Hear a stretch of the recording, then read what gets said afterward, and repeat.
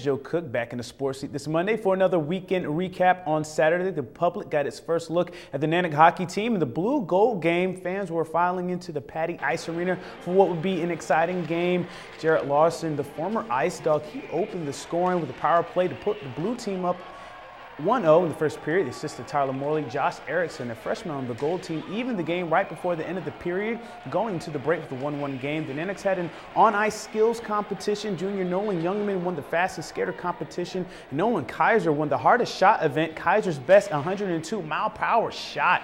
In the last period, J.D. Pearson scored for the blue team, but with 3:42, Colton Beck for the goal. He tied it at 2-2, and we will go to a shootout. Sean Cahill made the stops, and Colton Pareko and Morley made the goals. The blue team wins 3-2 in a shootout victory.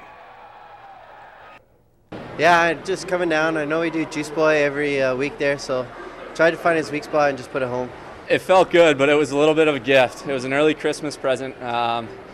So like I said, maybe it was just something because I'm back in Fairbanks, so I needed to bury one right away, but it felt good. I remember when I came in as a freshman, I just tried to do everything I could. Maybe it wasn't anything on the game sheet, but just as long as you feel like you're contributing, and obviously these guys did, it's really nice to see. All good things have to come to an end, and the Ice Dogs' start to the season was the best in years. The Fairbanks team fell 5-2 to the Minnesota Wilderness in their bid for 8 straight wins. It was tied 1-1 going to the second period when the Wilderness pulled a Fairbanks and scored 3 goals in the second period. The story was penalties. The Ice Dogs tallied 37 penalty minutes. The Wilderness had 8 minors and 2 majors themselves. Jacob Hetz and Taylor Munson scored for Fairbanks. Your Ice Dogs will have their first home games of the season this Friday and Saturday, hosting the Corpus Christi Ice Race.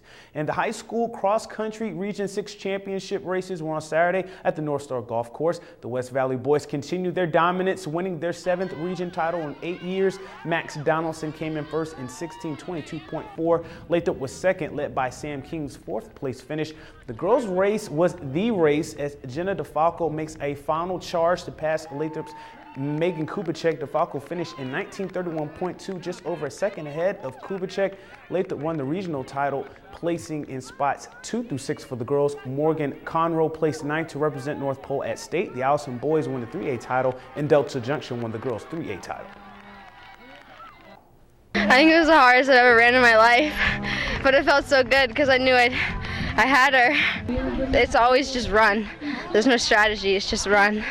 Considering I don't usually have a great region champs, it's just really awesome to be able to pull out a good race. So.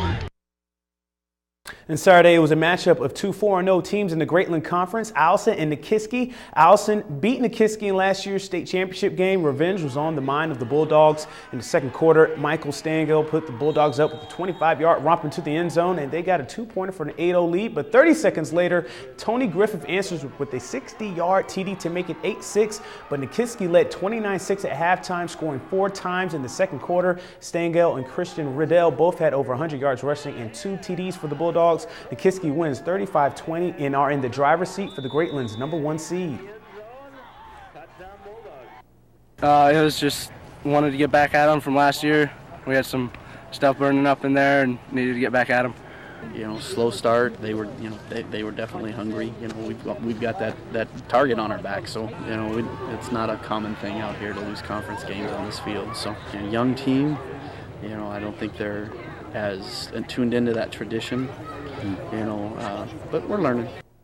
And here are the other interior scores for Week 7. Lathrop all over the Homer Mariners, winning 49-0. Jaquise Cannon had 3 touchdowns, and Nathan Barnett had a pick 6 and a sack for the Lathrop defense. Lathrop is 5-2 and finished second in the Rail Belt with a 2-2 record. Monroe beat Vaz 54-0 on Wednesday, and North Pole defeated West Valley 28-13 on Friday. On Saturday, West Pound's #1 service 52-16. We'll have more on the postseason outlook and the latest ASBM polls tomorrow.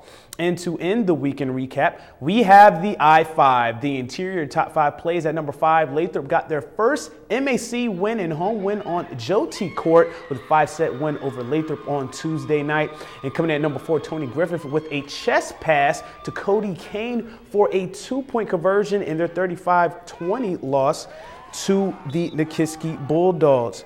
And also coming in at number 3, the Monroe Rams seniors. All 5 seniors scored on their first 5 possessions on their senior night as Monroe wins 54-0 over Vaz on Wednesday night. And number 2, the high school cross-country regionals, West Valley's Jenna DeFalco walks Megan Kubacek to win the girls Region 6 race on Saturday, coming all the way from behind.